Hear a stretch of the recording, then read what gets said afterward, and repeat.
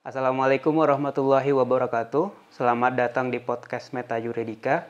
Ini adalah program SLEI dari Universitas Leiden yang bekerja sama dengan Fakultas Hukum Universitas Mataram. Kali ini saya sudah bersama Ibu Reni. Bagaimana kabarnya Ibu? Alhamdulillah, baik, sehat. Kali ini kita bahas tentang feminisme dan hukum internasional. Terlebih dahulu kita akan membahas sebenarnya apa sih Bu feminisme itu sendiri? Oke, baik, terima kasih Mas Alwafi ya, Mas Alwafi. Jadi kalau kita mau bicara feminisme, mungkin kita bisa mundur sedikit ke belakang ya. Mundur sedikit ke belakang mungkin di antara sekitar tahun 1800-an ya, 1900-an, di mana situasinya sangat berbeda dengan sekarang. Kalau sekarang hal-hal yang mungkin kita lihat lumrah atau wajar atau biasa saat ini, seperti misalnya kita melihat perempuan bekerja di segala macam sektor ya, bahkan di sektor-sektor yang terkesan itu merupakan sektor laki-laki seperti misalnya militer, kita bisa melihat di situ juga ada perempuan. Lalu kemudian di pendidikan sampai di tingkat yang tertinggi pun kemudian ada banyak profesor-profesor perempuan. Hal-hal itu sekarang kita melihat itu adalah suatu hal yang biasa ya, suatu hal yang wajar, bukan suatu hal yang aneh. Tetapi kalau kita kembali ke tahun-tahun 1800-an, 1900-an, itu adalah hal yang kemudian suatu yang belum ada pada waktu itu. Ini yang kemudian melahirkan apa yang kita kenal sekarang sebagai feminisme. Jadi kalau kita mau menanyakan apa sih sebenarnya feminisme, maka kita bisa mengatakan feminisme ini adalah gagasan, ya, bisa sebuah konsep, sosial, ya. gitu ya. Termasuk juga merupakan gerakan-gerakan sosial yang memang tujuannya itu adalah bagaimana agar perempuan ya, karena pada waktu awal lahirnya gerakan ini adalah perempuan itu sebagai kelompok yang berada di bawah subordinat laki-laki, di mana masyarakat pada waktu itu memang sangat dominan dengan kekuasaan laki-laki. Jadi itu mungkin kalau secara sederhananya kita bisa menyebutkan feminisme sebagai gagasan, ide maupun gerakan-gerakan sosial untuk memperjuangkan bagaimana perempuan yang selama ini berada di bawah subordinat laki-laki itu kemudian bisa memiliki kesetaraan seperti itu. Oh gitu. Jadi sebenarnya feminisme itu bagaimana caranya perempuan itu setara dengan laki-laki untuk saat ini. Jadi untuk menghapuskan diskriminasi mereka itu, akhirnya mereka teman-teman feminisme ini buat gerakan-gerakan sosial, gerakan untuk agar martabat mereka yang dulu diinjak-injak oleh laki-laki atau siapapun itu akhirnya membentuk gerakan untuk biar setara dengan yang lainnya gitu ya. Kalau kita lihat memang feminisme dan hukum itu seperti satu tarikan nafas bernama keadilan gitu kan. Feminisme menuntut keadilan gitu loh. Sedangkan di hukum pun memang terminologi keadilan itu sangat arwahnya atau ruhnya itu gitu loh. Nah, sebenarnya Bu, apa sih kaitan antara feminisme dan hukum internasional? Yang topiknya kali ini kita kan tentang hukum internasional dan feminisme itu sendiri. Oke, baik. Jadi sebelum ke hukum internasional kita lihat dulu feminisme dan hukum ya. Jadi karena tadi feminisme ini kan sebuah gerakan yang kemudian memang terdiri dari beberapa gelombang ya, dan gelombang pertama itu atau awal sekali gerakan dari feminisme itu memang menghendaki adanya kesempatan bagi perempuan, diantaranya terutama itu adalah berkaitan dengan kesempatan pendidikan ya, kesempatan kemudian bekerja, serta kesempatan untuk memiliki hak pilih dan memilih. Nah, ini hal-hal yang kemudian pada waktu itu belum dimiliki oleh perempuan, sehingga bagaimana caranya kemudian agar perempuan memiliki hak-hak yang dimiliki oleh kaum pria tadi itu ya.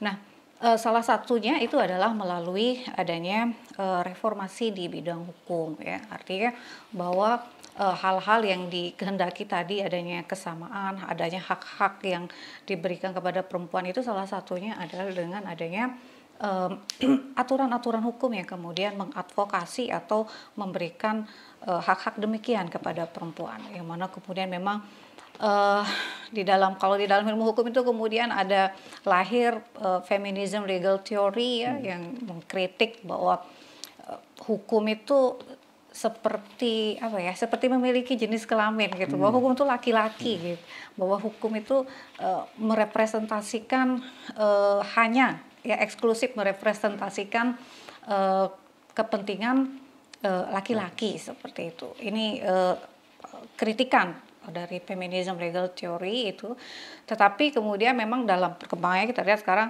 bahwa hukum itu merupakan salah satu alat ya yang digunakan selain kemudian mungkin alat-alat yang lain ya, seperti misalnya bagaimana perubahan di dalam struktur perubahan di dalam cara pandang masyarakat atau struktur sosial, tapi hukum itu merupakan salah satu alat kemudian bisa digunakan untuk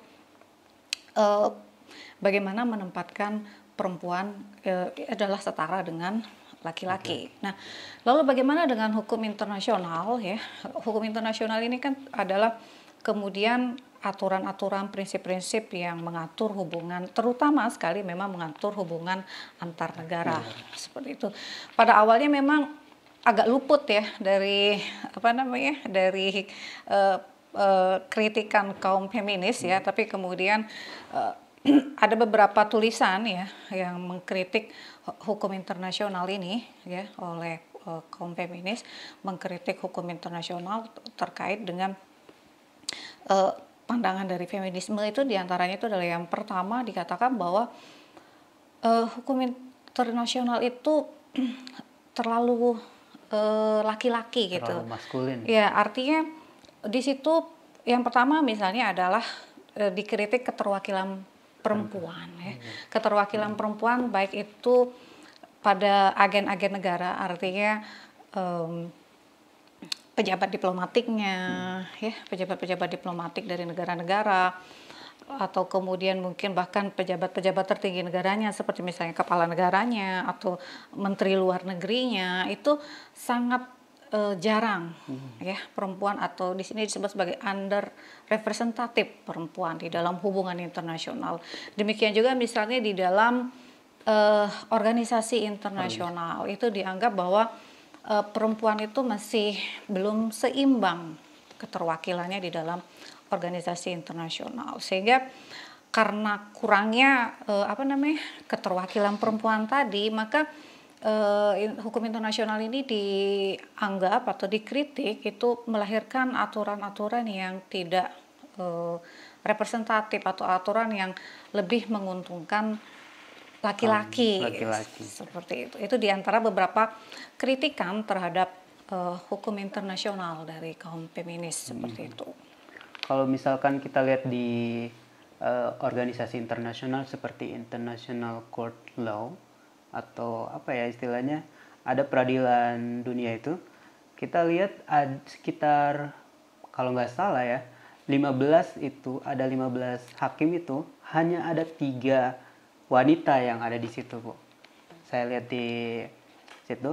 Nah, sebenarnya ini kenapa sih bisa kayak gini tuh loh? Kenapa harus laki-laki itu mendominasi di hal-hal semacam ini? Padahal kan kalau kita lihat hukum internasional itu banyak banget berdampak bagi kaum perempuan gitu. Oke, baik.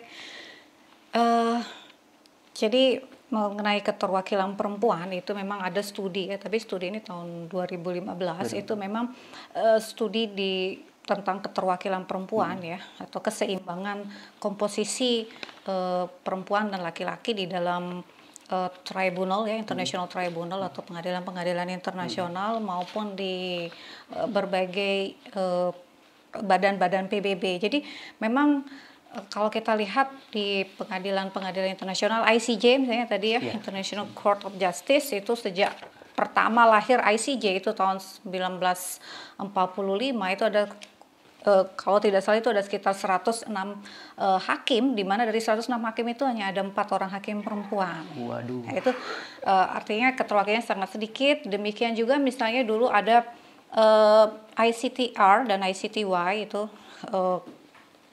pengadilan internasional yang bersifat ad hoc yang didirikan oleh Dewan Keamanan PBB untuk mengadili kasus pelanggaran HAM di Rwanda dan di Yugoslavia. Itu di Rwanda itu kalau tidak salah itu ada 2 hakim perempuan dari 10 hakim perempuan. Kalau di ICTY itu untuk kasus Yugoslavia itu ada 2 dari kalau tidak salah itu 17 hakim perempuan. Artinya memang sangat sedikit seperti itu di pengadilan-pengadilan.